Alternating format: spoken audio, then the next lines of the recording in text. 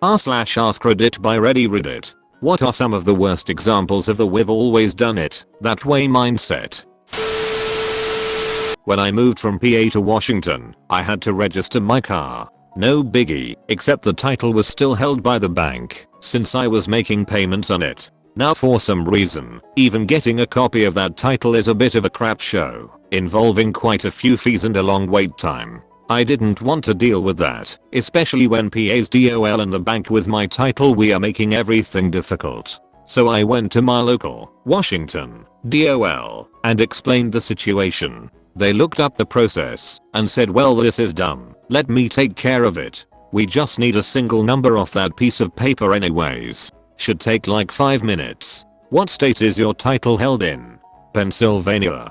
FFFFFF. You might want to sit down." 2.5 freaking hours later, the bank finally says they will release a copy of the title if they get an official request from the Department of License in Washington state. Great. They get put on hold. DOL lady types up a quick request and faxes it over.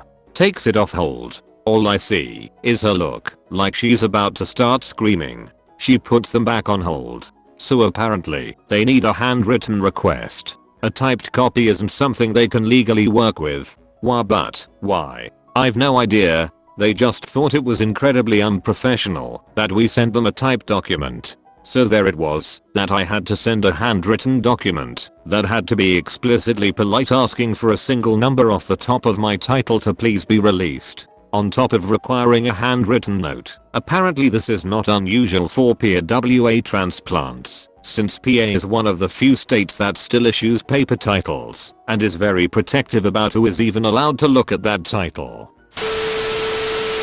Decades ago, anybody who obtained your bank account number and the bank's routing number could make an unauthorized withdrawal of money out of your account. But now, thanks to much better technology, anybody who obtains your bank account number and the bank's routing number can make an unauthorized withdrawal of money out of your account. Banks say there's no way to prevent this, such as by delaying withdrawals by a single day until the customer explicitly grants permission.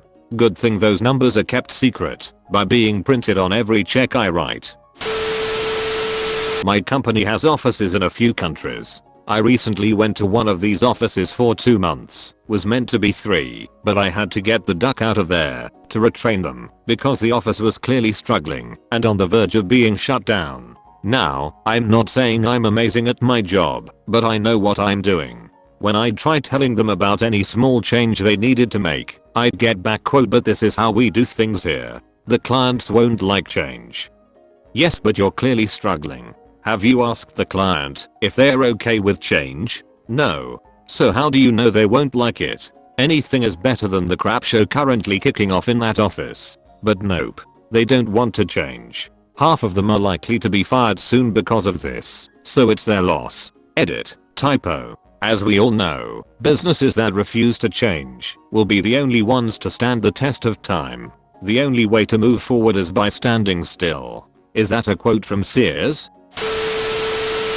I have 2 coworkers, our admins, who print an email and scan it back to themselves as a PDF. Yes. I've shown them how to save the original digital file as a PDF. Yes, they keep printing and scanning.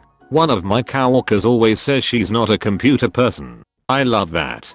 The technology that all modern businesses run off, and you don't do it. You're very useful. I hate that mindset. It's basically saying I'm bad at this large aspect of my job, so now it's everyone else's responsibility to do it for me. Haha.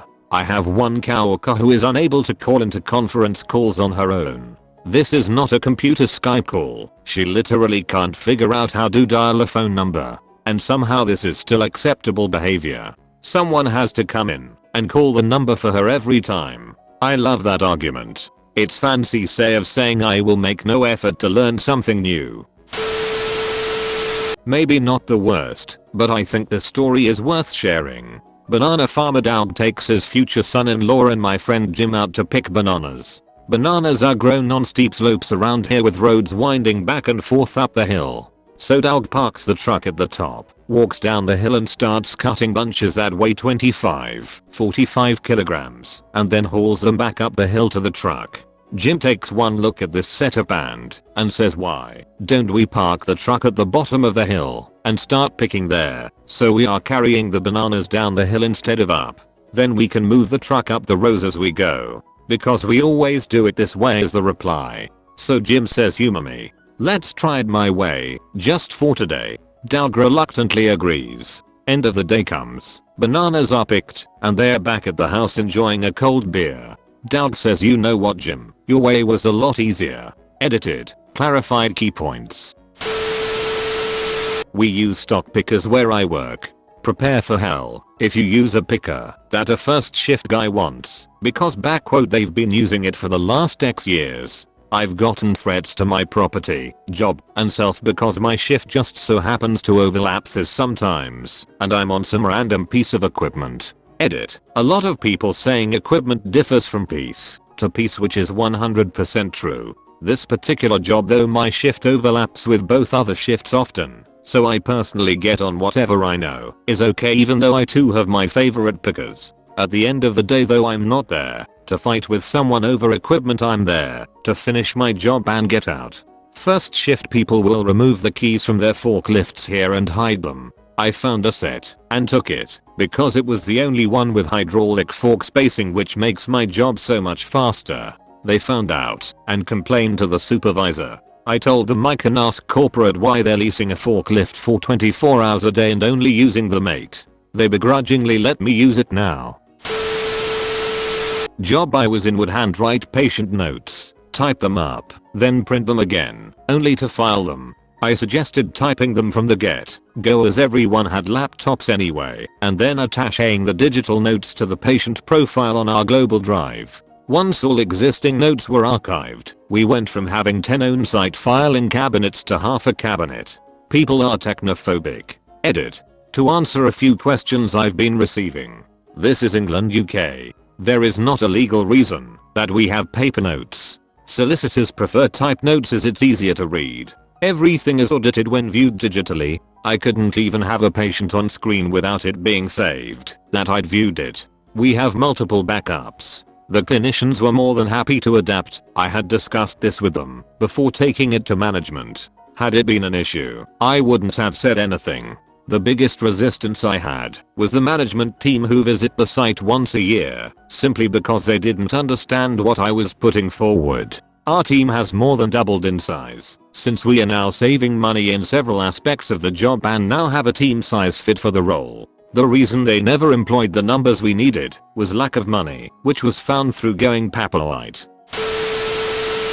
My boss will insist we do things his way, because that's the way he did it before he had any employees and that's what worked for him. However, we keep having to lull him into letting us do things our way, because his way was just slowing down and hurting our business. He's seen the progress we've made, mostly the money, but also customer satisfaction, and when he's not there on Saturday we are able to get more work done and money in a day than this guy will do in a week, because of how efficient we are. We work on cars. You put empty boxes here in the empty box area. When the area fills up, you move all the boxes over to the box flattening area on the other side of the warehouse and flatten them there. After that, you bring the flattened boxes back across the warehouse and leave them in the flattened box area next to the empty box area. Why don't we just flatten the boxes here, so we aren't spending time hauling things across the warehouse several times? What? Why would you do that when we have a designated box flattening area? Why not designate a new area that's closer? Because the area is over there. If I see you flattening boxes out of the box flattening area, you're fired. This made me laugh, but saddens me to know how real those people are. They're everywhere. I work in a restaurant, and one night, I went to clean the soda nozzle on the fountain. I removed the one for lemonade/water, and it broke a boss's mind. He said we leave that one on overnight. I know, I'm just gonna give it a little scrub and hook it back up. In case someone wants water. We have a porter who cleans the place. The busser thought I was trying to deny this guy a glass of water. It can be reattached. I'm going to clean it and reattach it within 90 seconds. It just needs to be cleaned every once in a while. He looked like his ducking heart was broken. Restaurant workers are extremely susceptible to microchosmal thinking. Felt bad for the guy. Ducked his crap up. Thank you for watching Reddit. Don't forget to like and subscribe for more r/AskReddit videos. Share your stories in the comments section below.